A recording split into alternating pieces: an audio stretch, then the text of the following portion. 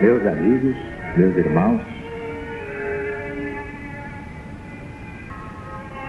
o Centro Espiritual Universalista, o CEL da LBV, unifica neste final de ciclo todos os ensinamentos de Jesus em espírito e verdade, mas à luz do novo mandamento.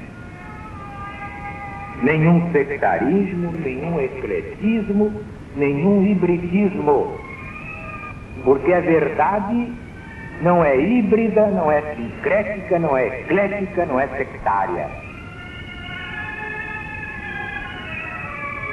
A doutrina do céu é exatamente a doutrina do Cristo de Deus, acima de todas as perversidades geradas pelas religiões humanas, diletas filhas de Satanás ou do Anticristo.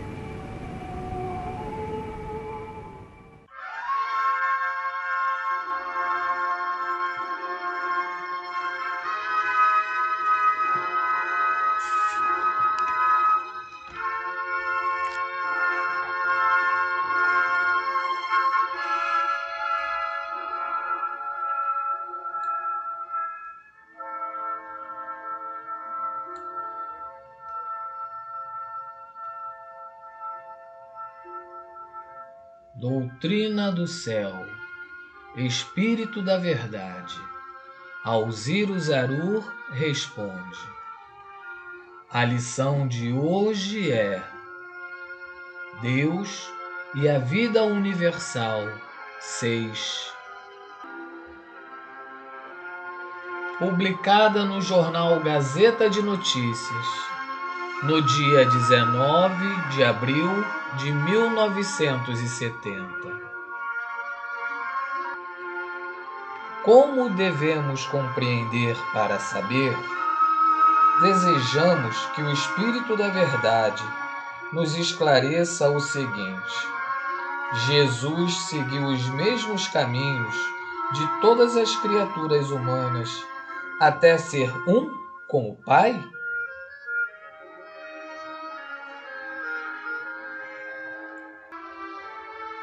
Jesus é um espírito que, puro na fase da inocência e da ignorância, da infância e da instrução, sempre dócil aos que tinham o encargo de o guiar e desenvolver, seguiu simples e gradualmente a diretriz que lhe era indicada para progredir. Não tendo falido nunca, ele se conservou puro, atingiu a perfeição sideral e se tornou espírito de pureza imaculada. Jesus, já o dissemos a todos vós, é a maior essência espiritual depois de Deus, mas não é a única. É um espírito do número desses aos quais, usando das expressões humanas, se poderia dizer que compõe a guarda de honra do Rei de todos os céus. Presidiu a formação da terra, investido por Deus na missão de a proteger e governar, e a governa do alto dos esplendores celestes, como espírito de pureza primitiva, perfeita e imaculada, que nunca faliu e permanece infalível por se achar em relação direta com a divindade.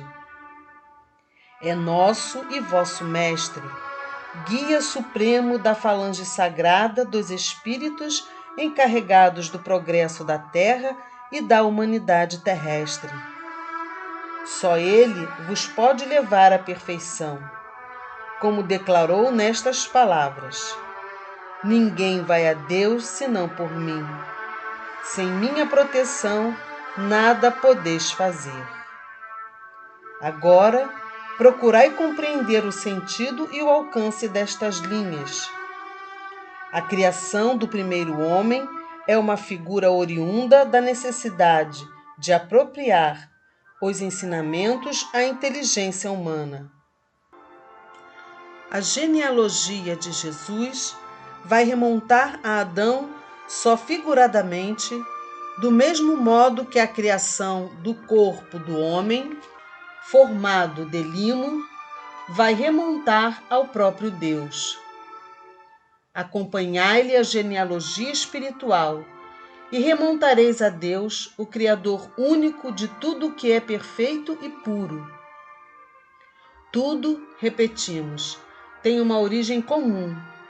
Tudo vem do infinitamente pequeno para o infinitamente grande, para Deus, ponto de partida e de reunião. Tudo provém de Deus e volta para Deus. Observai como tudo se encadeia na imensa natureza que o Senhor vos faz descortinar. Verificai como em todos os reinos há espécies intermediárias que ligam entre si todas as espécies, umas participando do mineral e do vegetal, da pedra e da planta, outras do vegetal e do animal, da planta e do bicho, outras, enfim, do animal e do hominal, do bicho e do homem. São elos preciosos que tudo ligam, que tudo mantêm e pelos quais atravessa o espírito no estado de formação. Passando sucessivamente por todos os reinos e pelas espécies intermediárias, o espírito, mediante um desenvolvimento gradual e contínuo, ascende da condição de essência espiritual originária à de espírito formado, à vida consciente, livre, responsável, à condição de homem. São elos perfeitos que prendem as coisas umas às outras, a fim de que os homens possam mais facilmente compreender a unidade dessa criação tão grande que a inteligência é incapaz de apreendê-la com os seus olhos de toupeira. O orgulho dos sábios aristocratas protestará. O quê? O homem, o rei da criação, provindo de tal fonte, tendo tão ínfima origem? A verdade do Evangelho, trazida pessoalmente por Jesus, provocou muito deboche, desencadeou ataques furiosos de escribas e fariseus. Que dilúvio de impropérios não causará a explicação do Apocalipse? Tem de ser assim, exatamente assim. E que importa? Sempre é tempo de queimar a palha no fogo inextinguível.